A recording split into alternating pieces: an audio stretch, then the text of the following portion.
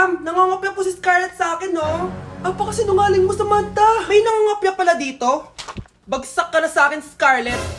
Apakasama talaga ng ugali mo, Samantha. Nay! O anak, anyari sa'yo? Binagsak ako ng teacher ko. Naniwala kasi siya kay Samantha na nangopya daw ako. Totoo ba yun, Scarlett? Hindi, Nay. Siya talaga yung nangopya sa akin. Walang iya yan ah! Humanda siya sa akin! Tara, anak!